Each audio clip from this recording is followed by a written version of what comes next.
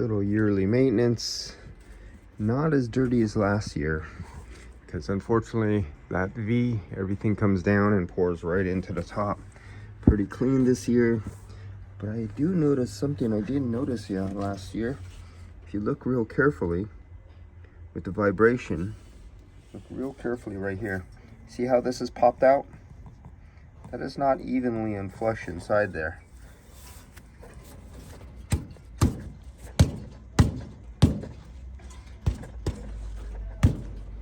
Okay. Now, what will happen? I guess vibration. Is it? No, it's not pulling. So, what will happen is the 3 terminals that are there, if you start pulling one out and you start coming off a contact and your contact area gets smaller and smaller, you'll burn that terminal.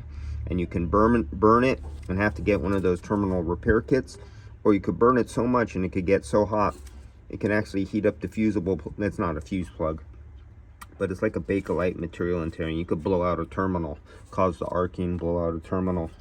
But yeah, I've been looking at this for 4 or 5 years now, and that's the first time I noticed that backed out of there. I've noticed the corrosion is getting a little bit worse at the bottom. That started 2 years ago, and all I need to do is vacuum this out. Just use no chemicals, just flush it out. Now I think I notice I gotta go around with this with a leak tech. Oily. I wonder if that's residue. I thought I cleaned that off. It looks like I'm gonna get the leak detector out here. Did he use solder or no? That's silver braze. Okay. Yep. I'll just leak check that.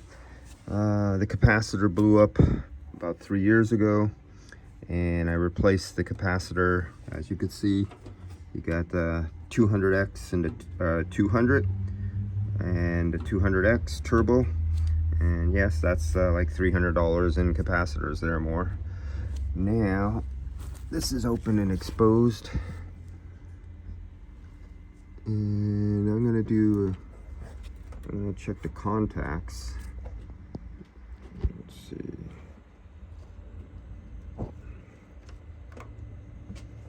Starting to look black there.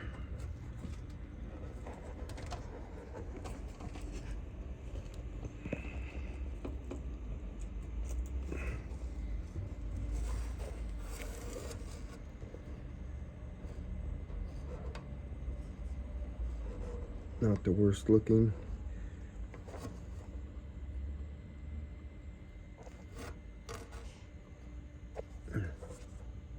Guy crawling on me. Okay, a little pitted on the contacts, a little black.